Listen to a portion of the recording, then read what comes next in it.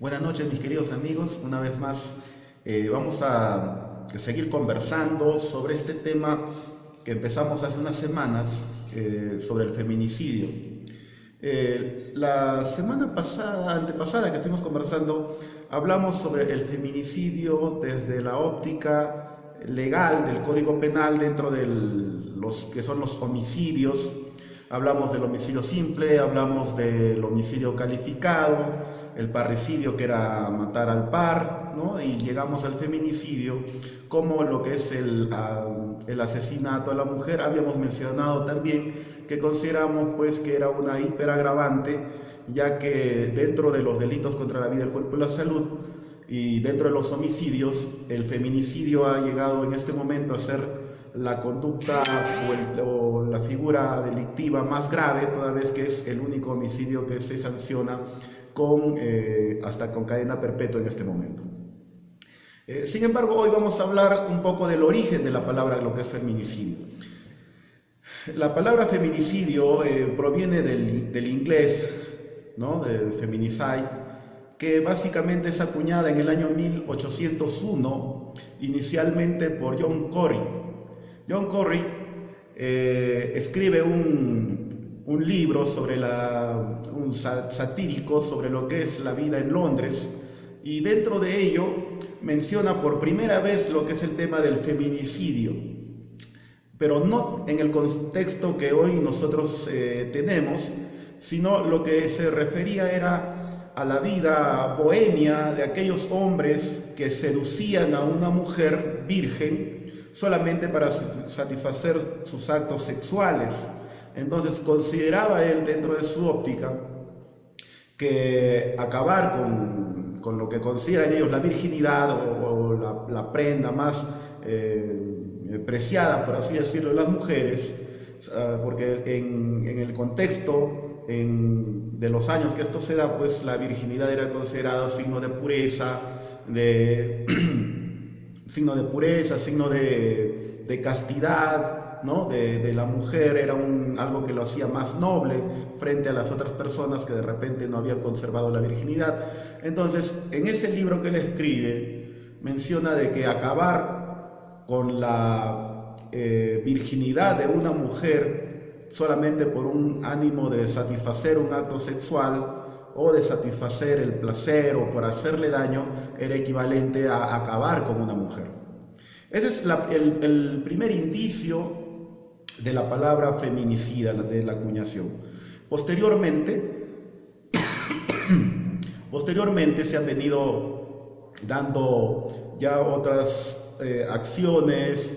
Las mujeres a lo largo pues de la vida republicana han tenido mucha prevalencia en los movimientos sociales, en los reclamos por la igualdad de derechos.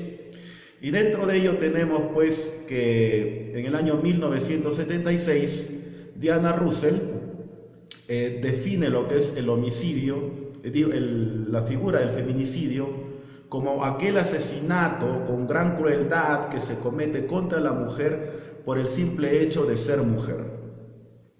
Conforme esta palabra ha ido internacionalizándose, llamemos a través de República Dominicana, Argentina y otros países, se cree que es necesaria la introducción del término feminicidio dentro del diccionario de la Real Academia de la Lengua. El diccionario de la Real Academia de la Lengua define el feminicidio como el asesinato a una mujer por razón de su sexo. Para muchos luchadores consideran de que esa definición es demasiado inexacta, demasiado genérica. Sin embargo, tenemos que analizar la relación, porque hoy en nuestro país se mueve mucho la idea de que feminicidio es matar a una mujer. Sin embargo, el término en el ámbito legal y hasta en su propia definición es mucho más grave que matar a una mujer. ¿Por qué? Porque tienes que tener lo que es la motivación interna trascendente. Para los que no son abogados, la motivación interna trascendente es aquello que te mueve a ti para que tú cometas el delito.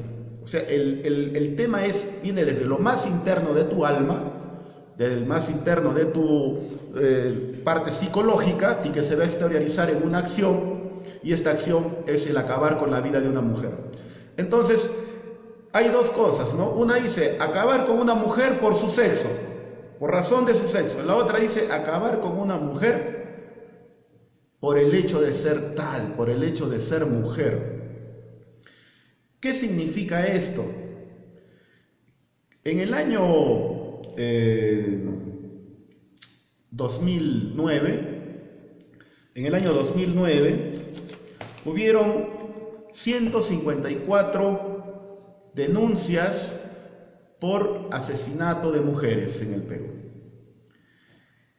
Posteriormente esta cifra ha venido disminuyendo y en el año 2013, a través de la ley 30.068, se legisla el artículo 108b del Código Penal, el cual separa la conducta del feminicidio, lo establece como un delito independiente y lo separa de lo que es el asesinato y de lo que es el homicidio simple.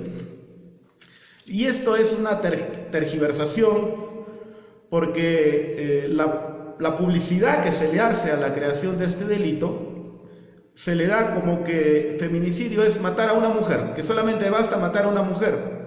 Y esto no es así, porque tú puedes, cualquier persona, delincuente o alguien que esté mal de la cabeza, en un rato de cólera, de ira, por un accidente o por cualquier otra razón mata a una mujer. Eso no lo hace un feminicida, sino que se tiene que demostrar el carácter residual del delito. ¿Y por qué digo que el carácter residual o subsidiario de este delito? Es que para que se pueda configurar el delito de feminicidio, la única causal, la única motivación que yo tengo que tener es que voy a matarla porque es mujer. Significa que tendría que ser un misógino, una persona que demuestra odio a la mujer. Entonces hablamos de que aquella persona que hace unos días salió en los noticieros, por ejemplo, ¿no?, que un ladrón había querido robar un celular a una mujer y porque ella prestó una defensa para que no se produzca la sustracción, la mató. Entonces digamos que este señor es un feminicida.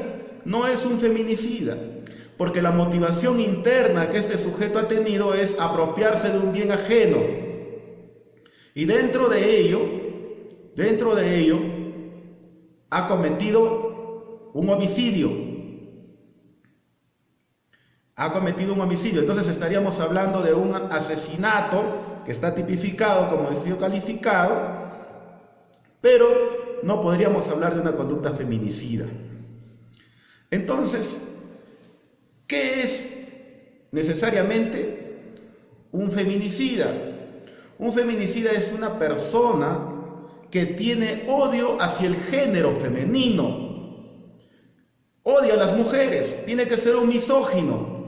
Ahora, el problema es cómo comprobamos nosotros de que esta persona mató, de que Juan Pérez mató a Margarita Palacios por el simple hecho de ser mujer. Tendríamos que hacer una evaluación psicológica, tendría que hacerse una pericia psiquiátrica, o tendría que revisarse un antecedente de que este señor ha matado a otras mujeres por la misma condición. Un caso, estamos hablando por ejemplo de los asesinos seriales.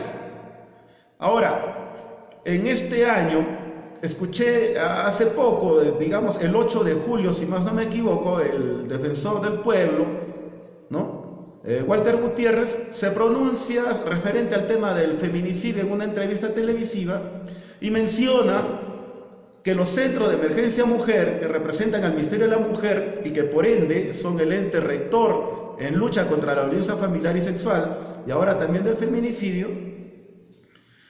gastan aproximadamente 120 millones de soles al año. Y menciona que en sus 18 años que tiene el centro del Ministerio de la Mujer,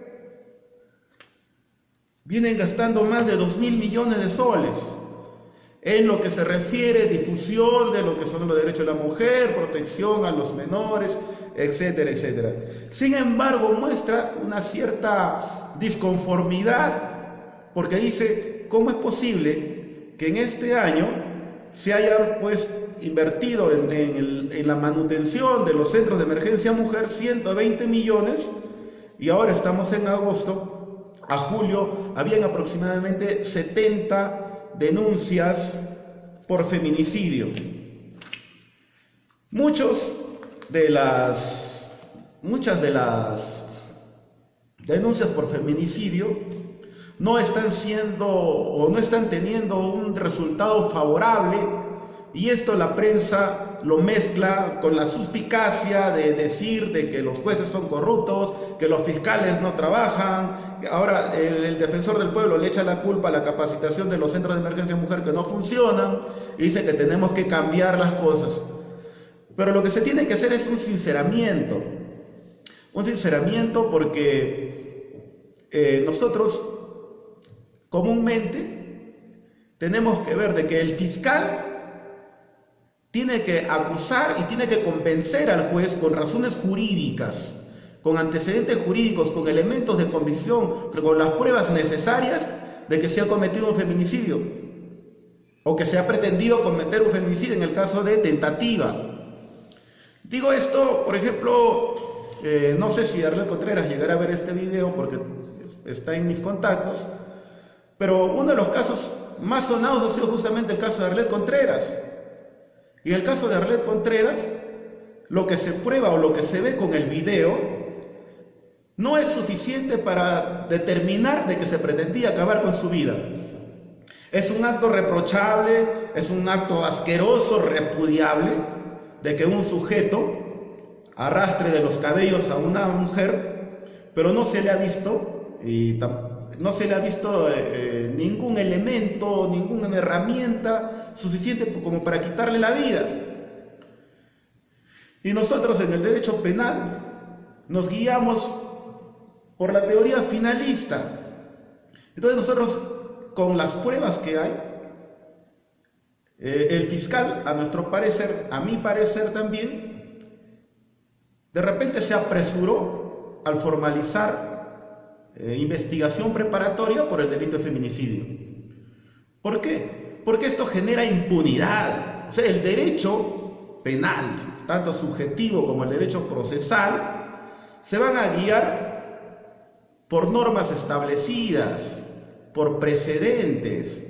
Entonces nosotros no podemos decir, porque a nosotros se nos ocurrió decir, el señor la jalaba de los cabellos para matarla. Más de repente credibilidad tendría la posibilidad de que el señor la jalaba para violarla porque estaba desnudo. Eso podría tener de repente más credibilidad. Pero nosotros, y digo, la difícil tarea del fiscal y el rollo en el cual él se mete al formalizar por un delito de feminicidio y que no hayan habido lesiones suficientes en gravedad como para decir que el bien jurídico vida ha estado en peligro. Uno de los requisitos en los casos de la violación o la tentativa de violación es que se haya producido una desnudez del sujeto actor y que se demuestre de que la violación era inminente, de que habían posibilidades. Ese es el momento en el cual la tentativa de violación se consuma, porque nosotros no podemos decir que este señor, por el simple hecho de haber desnudado a una persona, necesariamente iba a cometer un delito de violación. ¿Por qué? Porque podría haber sido un acto libidinoso, podría haber sido un acto tocamiento indebido, no necesariamente tenía que ser una violación. Por eso es que la norma obliga a que los fiscales, en base al principio de exhaustividad, demuestren que efectivamente el delito por el cual el fiscal va a acusar se iba a cometer. En el caso de Arlet dice tentativa de feminicidio. ¿Por qué? ¿Cuál es la evidencia psicológica de que el sujeto la iba a matar por el simple hecho de ser mujer? No hay una evidencia. No hay una prueba necesaria. El fiscal se apresuró, y cuando el fiscal se apresura por la presión mediática sin tener el elemento objetivo, sencillamente las causas fenecen, se frustran, se genera impunidad. Por eso es importante mencionar el tema de la legislación y de que a la gente se le instruya conforme a lo que es. El delito de feminicidio se podría ver más claramente cuando son delitos seriales con mujeres. En base a los orígenes, el delito de feminicidio tenía dos cosas, lo que era el feminicidio y el genericidio. Estaba en debate entre sus inicios para ver cómo se denominaba eso. ¿Por qué? Porque decían puede matar personas por género. Género masculino, género femenino. O sea, aquella persona que mata féminas se convertía en un feminicida. Finalmente se queda en el tema de que genericidio queda de lado y se queda como el tema de feminicidio. Esto, como les digo, ¿cuál es el gran inconveniente que tiene la Fiscalía? ¿Cuál es el gran inconveniente que tiene el CEN? Sencillamente demostrar la motivación interna trascendente. ¿Por qué? Porque la misma tipificación dice aquel que mata a una mujer por su condición de tal. O sea, tiene que ser una persona misógina necesariamente, tiene que ser una persona que demuestre que tiene odio hacia la mujer, tiene que ser una persona que demuestre que su odio es hacia un género. No basta hacia una mujer específica, sino tendría que ser hacia las mujeres en general. Entonces, nosotros nos seguimos echando la culpa de decir, oiga señor, ¿por qué los delitos, si en el año 2009 superaban los 154 denuncias por asesinato de mujeres, y por qué ahora que se creó el tipo penal tenemos hasta lo que va del año 70 denuncias, que ya hemos pasado la mitad y no vamos a llegar a 154? En el año 2015 tuvimos 90 denuncias por homicidio de mujeres. Entonces, ¿qué es lo que está pasando? ¿Es que acaso se está disminuyendo? ¿Acaso es una norma efectiva que realmente está evitando que se mate a mujeres? No, lo que pasa es que sencillamente el delito de feminicidio, poco a poco, al ser escudriñado y también en base a la eficacia que tengan las acusaciones fiscales, va a tener que ser sencillamente aclarado. ¿Y esa aclaración qué va a hacer? Que lo que hoy se está denunciando como feminicidio, se va a ver que efectivamente no es feminicidio, sino es parricidio. No es feminicidio, sino es homicidio calificado. O de repente simplemente es homicidio simple. O sea, la agravante no está referida, como comúnmente se está entendiendo, de matar solamente a una mujer, no. Matar a una mujer, pero por su sexo. Matar a una mujer por ser mujer. Matar a una mujer por su condición de tal. Y pues podemos encontrar personas violentas, sí, pero hay muy pocos asesinos seriales. ¿Cómo yo demuestro que una persona va a matar o se dispone a matar a una mujer por ser mujer? ¿Cómo lo demuestro? ¿Cuál es el instrumento? ¿Cuál es el mecanismo? Y en esto tiene que ver bastante lo que es medicina legal. Los procesos tienen que analizarse de acuerdo a su gravedad. Y la norma procesal establece que los procesos que requieren una debida pericia especializada, científica, deben ser considerados como procesos complejos. ¿Qué significa eso? Significa que el plazo tiene que ser mayor, que el plazo de investigación tiene que ser por lo menos 8 meses. No podemos meter un proceso de feminicidio dentro de un proceso inmediato, por más flagrancia que se crea que exista. Se tiene que crear el método, el medio de demostrar qué es lo que el Señor tiene acá, qué es lo que el individuo tiene aquí en la cabeza, qué es lo que lo llevó a acabar con una mujer. De repente fue una situación accidental. De repente mañana vamos a hablar de que alguien atropelló a una mujer en la calle, ya no es homicidio culposo, también es feminicidio. No, o sea, tenemos que descartar cuáles son las otras motivaciones por las cuales una mujer puede terminar muerta. ¿Cuáles son las otras razones por las cuales se puede cometer un homicidio contra una mujer? Y sincerar las cosas y decir, oiga Señor, más allá de la prensa, nosotros no encontramos las evidencias necesarias. El gran problema que tiene el fiscal es que acusa por feminicidio, por presión social. Lo presiona a la sociedad, lo presiona a los medios de comunicación, lo presiona a la Oficina de Control Interno. Feminicidio que acusa. El fiscal se apresura y al no existir el medio idóneo para demostrar que el sujeto interno, el sujeto activo tenía la motivación interna de acabar por el simple hecho de ser mujer, estamos generando impunidad. Porque la norma dice que nadie puede ser juzgado por un mismo delito. Nadie puede ser procesado 2 veces por un mismo delito. Entonces, cuando decimos, oiga señor, no habían las pruebas, pues no había forma de demostrar que el caso era feminicidio. Entonces, ¿qué hacemos? Lo liberamos y este señor está fuera. Esos son los problemas normativos que se generan cuando se hacen leyes de la noche a la mañana sin un estudio adecuado. Considero, como ya les dije anteriormente, de que el delito de feminicidio no tiene razón de estar legislado como un delito aparte, no tiene razón de ser considerado como una hiperagravante, salvo, digo yo, que se trate pues de un homicida en serie, de una persona que ha matado varias mujeres y se demuestra que su intención de él es acabar con mujeres. En ese caso, aún así, debería ser un agravante del homicidio agravado. Bueno, amigos, me despido y seguiremos conversando en otra ocasión.